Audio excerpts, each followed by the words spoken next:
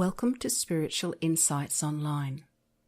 My name is Michelle Robinson and I am a retired spiritualist minister in Australia. A lot of people don't really understand the philosophy of spiritualism and how it might apply to them today.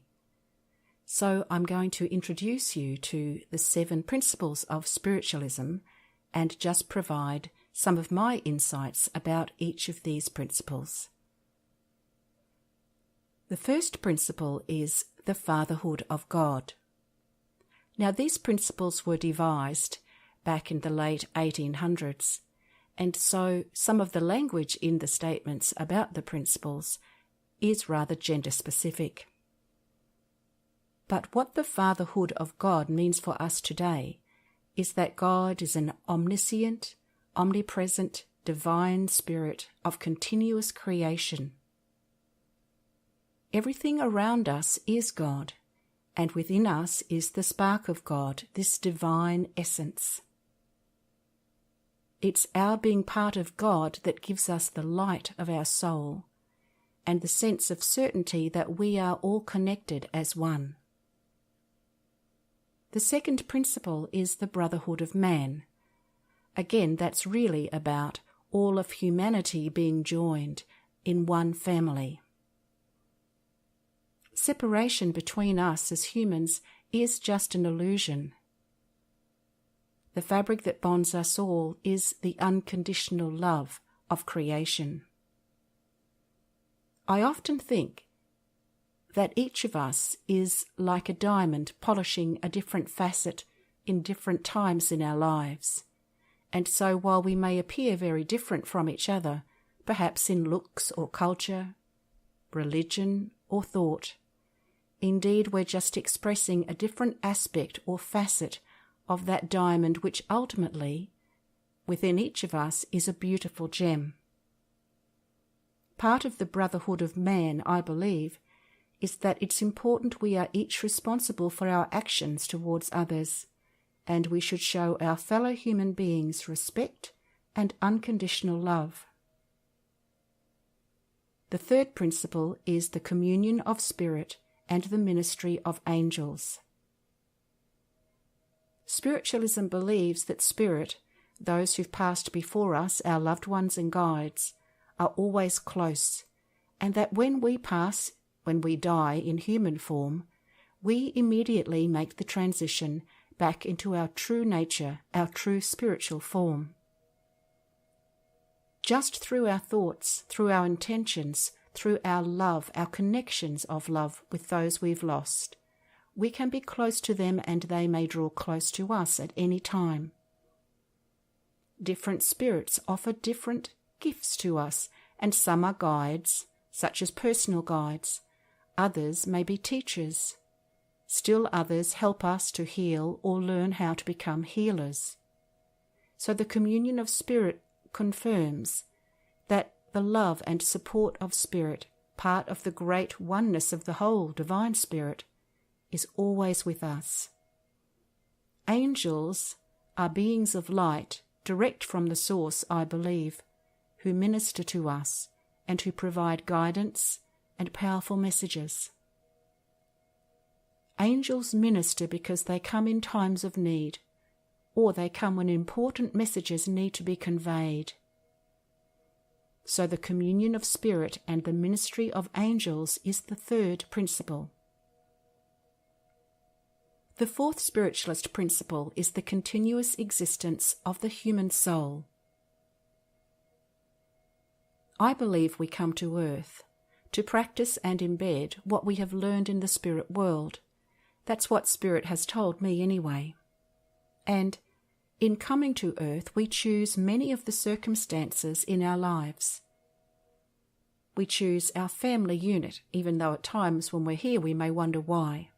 But they may provide valuable lessons for us to help us grow. We also choose or can see many of the major life events that we will experience. And again, some of these life events are opportunities for us to develop strengths or resiliences, or indeed to help others. Part of the continuous existence of the human soul involves the idea that we continually reincarnate so that we continue to grow in different circumstances, different lives, perhaps different bodies, even perhaps different dimensions, until our soul is again aligned with the pure love and light of Source, and we return home. We return to the oneness with the light. The fifth principle is personal responsibility. And this is a really important principle, I feel. We are responsible for every thought and deed. There is no escaping the legacy of our creations. And our free will, our personal responsibility, counts. We do have the power to make decisions that affect not only our own well-being but the lives of others. And so it's important that we know our thoughts have energy. Indeed, energy follows thought, and so how we allow our mind to work, the thoughts that we hold, the feelings we express, and how we act on those feelings and thoughts, all are part of the personal responsibility which we carry. As human beings, we are having physical experiences, but at the heart of all things, we are pure spirit.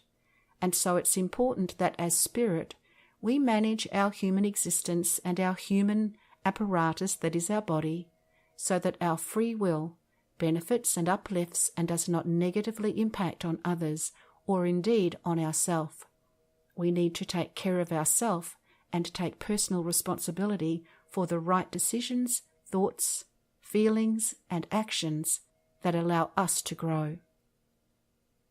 The sixth principle is compensation and retribution hereafter for all the good and evil deeds done on earth. Again, this is expressed in quite old language, or at least outdated language, in our current century. The essence of this principle is that we will continue to accumulate karmic debt if we continue to have poor choices, be selfish, commit harmful deeds, and so on. And because the universe is about balance, this means we'll continue to undergo experiences that teach us about personal responsibility and unconditional love until we learn those lessons. The final principle is eternal progress is open to every soul. Every soul, no matter what has occurred during its evolution and growth on earth, can progress spiritually and find its way back to the pure light of Source. This means that there is never anything that you can do, no dark place that you can go to, no deed that you've committed or thought that you've held that can ever separate you from your right to evolve back into the pure love and light from where you came. Life is hard on earth at times, and we may feel as though we are completely separated from our roots, from everything that makes us feel as though we belong to a divine, loving energy. And yet, at all moments, the opportunity lies within you to feel your true nature, to reconnect to your light, to reconnect to the light of Source and your loving guides, and know that continuing to learn, continuing to evolve is your natural birthright. I hope that you've enjoyed this brief overview of the 7 Principles of Spiritualism.